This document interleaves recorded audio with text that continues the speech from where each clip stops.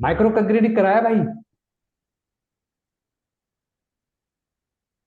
जी sir. Self compaction concrete सुना है कभी? जी। सुना है ना? Yes sir. क्या होता है सेल्फ कॉम्पैक्टेड कंक्रीट?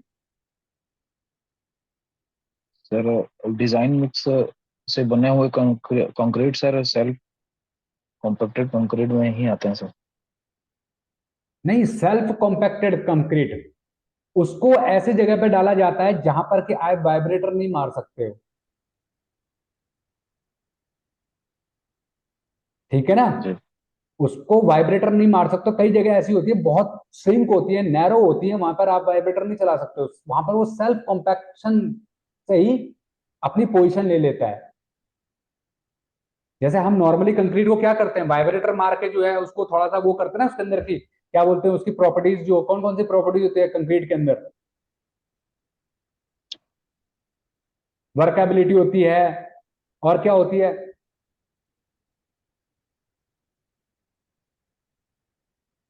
हाँ भाई जे थॉमस, क्या होती है कंक्रीट में, कौन कौन सी प्रॉपर्टीज होती हैं? Easy to mix, easy to transport, easy to compact, और उसमें जो है workability, ease with which we can mix transport compact to the concrete. ठीक है ना? गुड वर्केबिलिटी होनी चाहिए कंक्रीट की, है ना?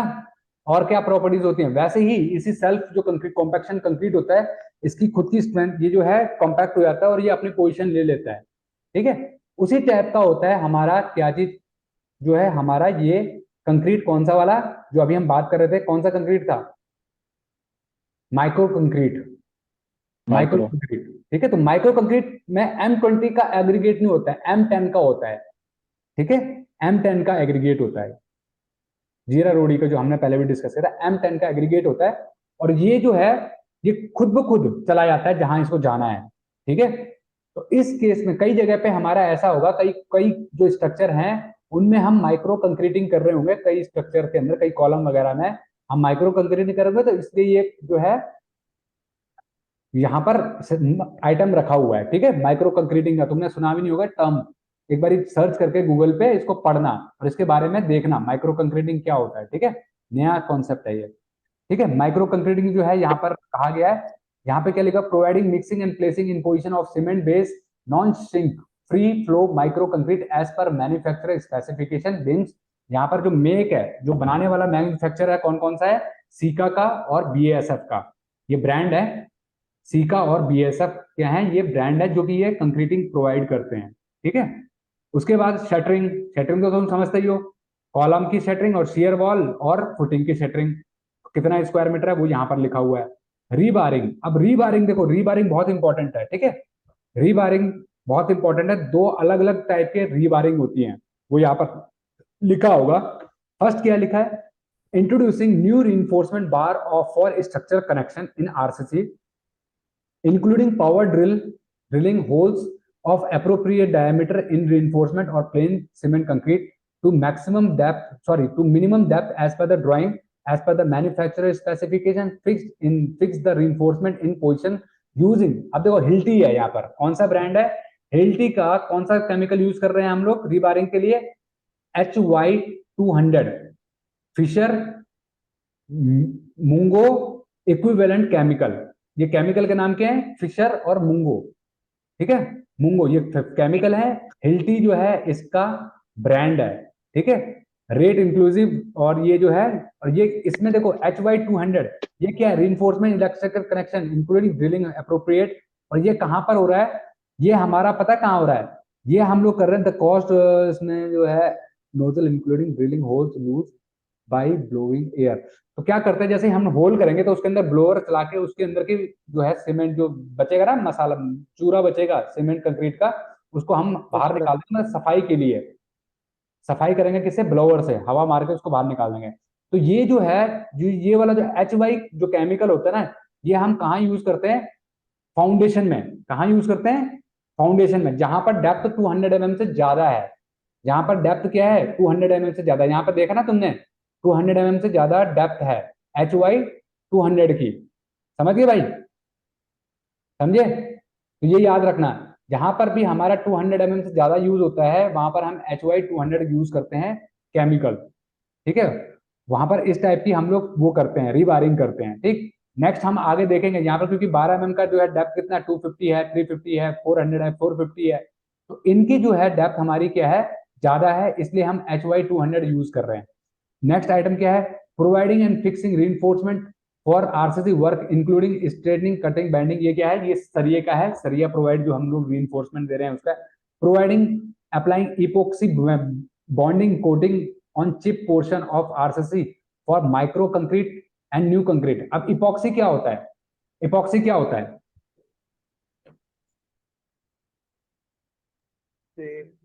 एपॉक्सी। हाँ हाँ, इपॉक्सी क्या होता है?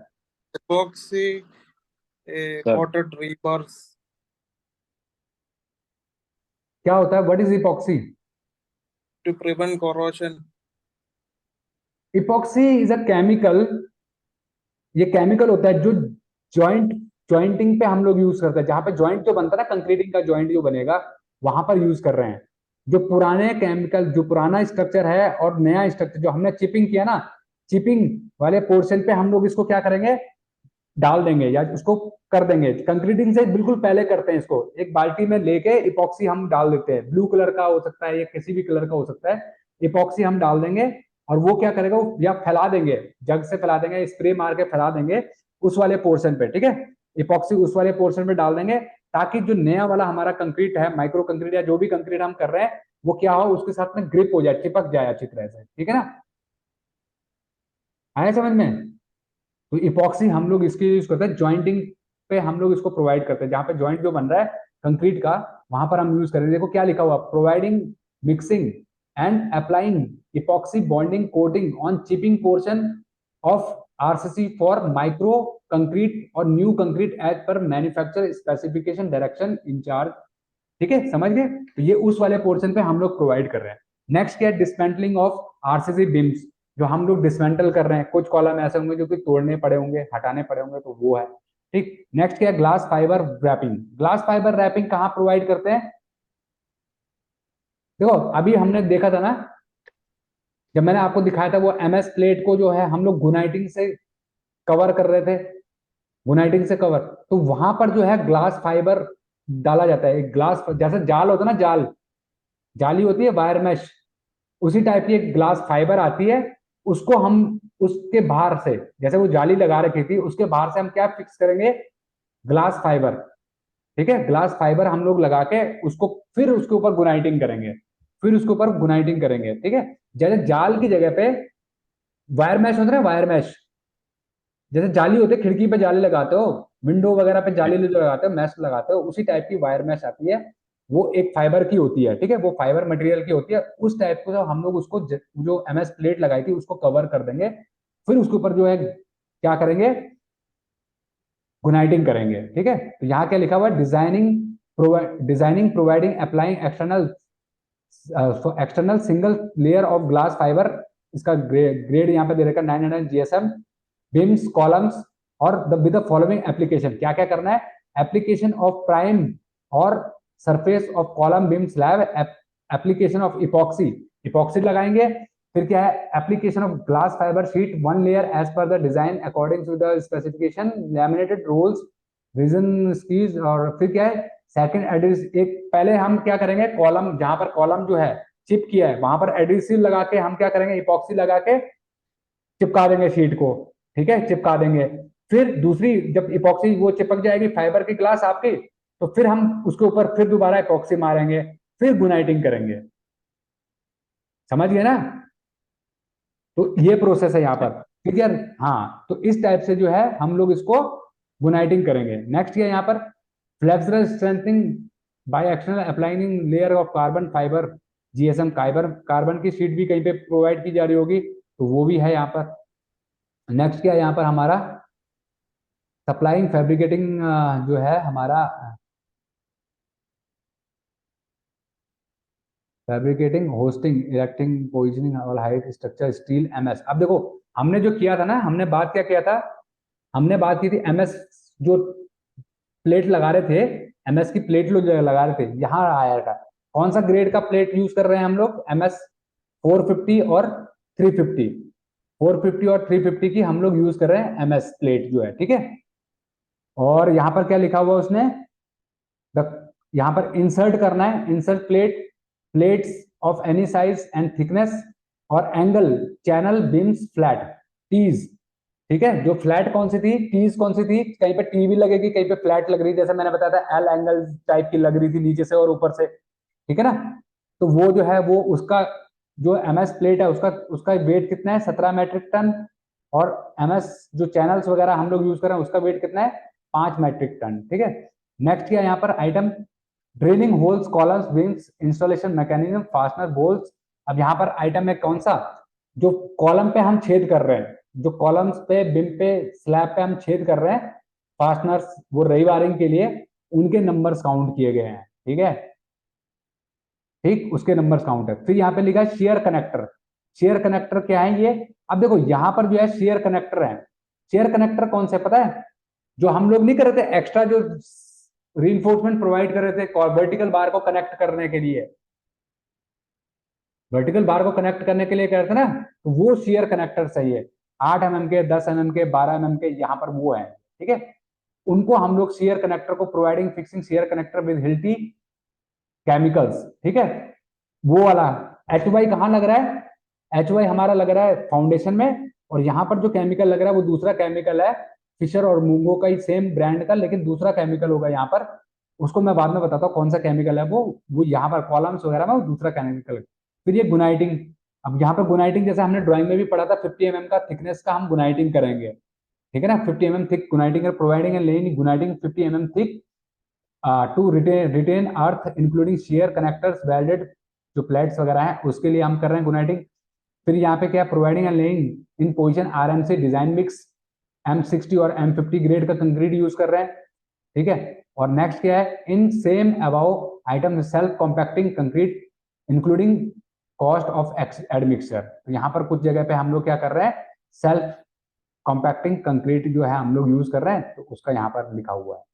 मतलब इस कई जगह पे जो है हमारा ये जो है आरएमसी वाले पे, कुछ जगह पे हमारा क्या है, सेल्फ कॉम्पैक्टिंग कंक्रीट। मतलब ये आइटम इसलिए रखा हुआ है कि अगर कहीं पे मान लो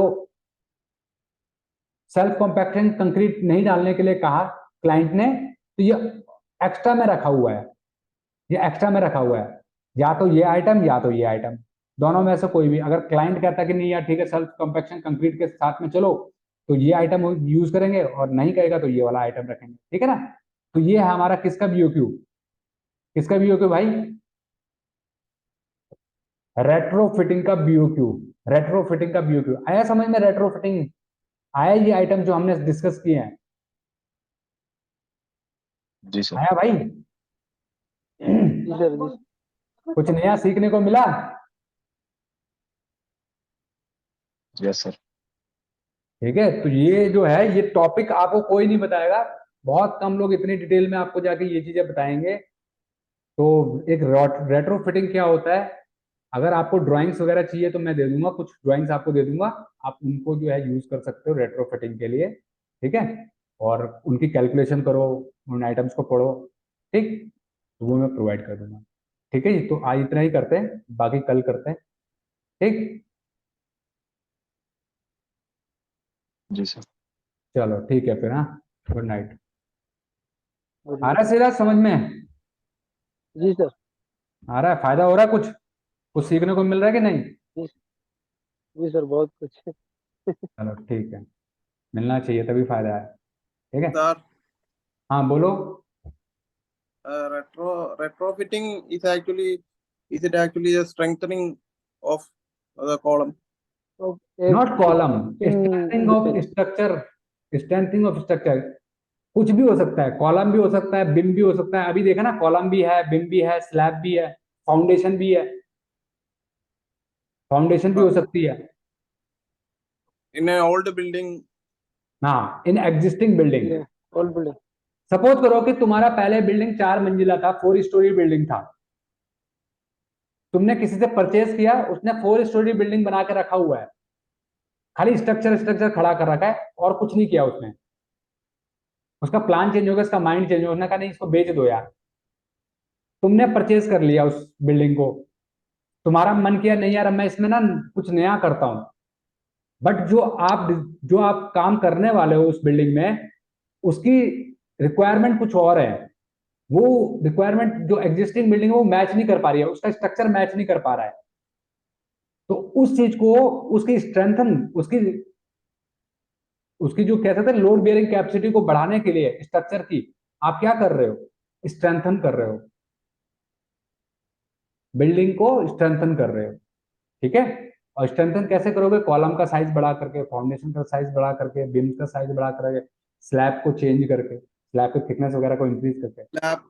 स्लैब का थिकनेस बढ़ाया करेगा। बढ़ सकता है, बढ़ सकता है बिल्कुल। Sir, you showed in the diagram. First of all, we should column. We should apply primer, then epoxy. Not primer, not primer. First, we will chip the column, existing column. We will chip the existing column. Then we will put Like the epoxy, epoxy. or then we will put concrete. Right? Before concrete, we should put reinforcement, rebar. Of course, वो definitely. Yes, You have to, rebar. Yes. otherwise you have to make hole. Then you have to fix rebar.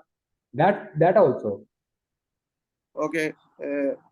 Rebar, in rebar, there should be steel plates. Steel plates.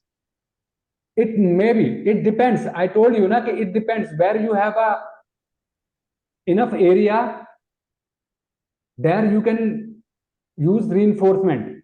But where the area where you have no space to increase the column size, then you can use MS plate, because MS plate only needs 50 mm thickness, 50 mm space. Do you MS plate only wholly covered by MS plate, or Sorry? do we place MS plate in between the rebars? There is no rebar, na? I show you the drawings, na? I show you in the drawing how we will fix the MS plate. MS plate we will fix like this one. See, this is the column. This is our column. This is our column. This is our existing column. This is our existing column. So we are putting MS plate here. This area, this area, this area, this area. So we are fixing that by bolting fasteners. We are using fastener to fix that in column. And the thickness of this MS plate is 12 mm and the guniting is 35 mm. Like this way we will fix the MS plate. We fix, firstly when we chip the column, we put epoxy. Then we will fix the MS plate. Then we again do epoxy in MS plate. Then we will put the guniting. Right? So this is the process. Okay? Okay. Okay, now you understand everything.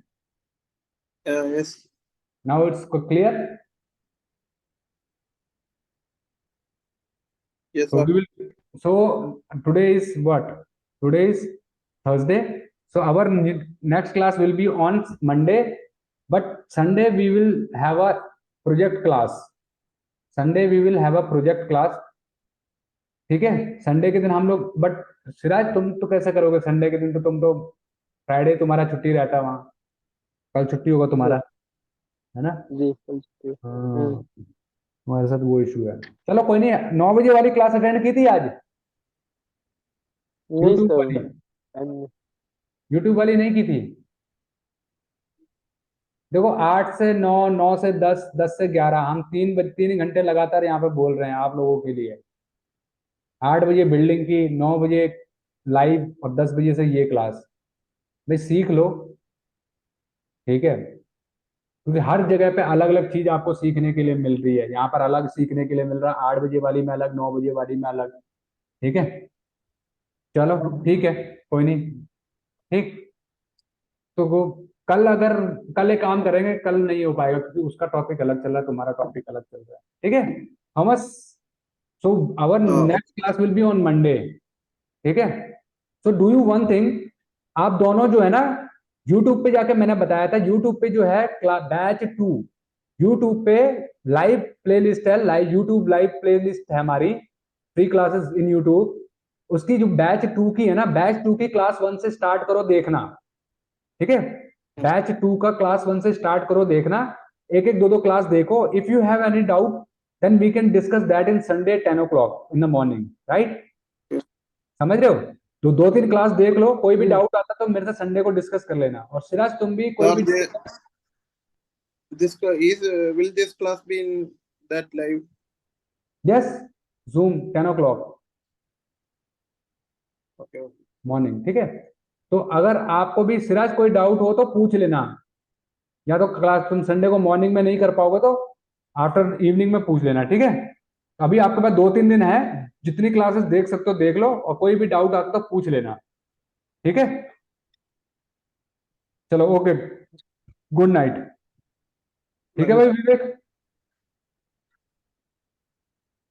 चलो good night.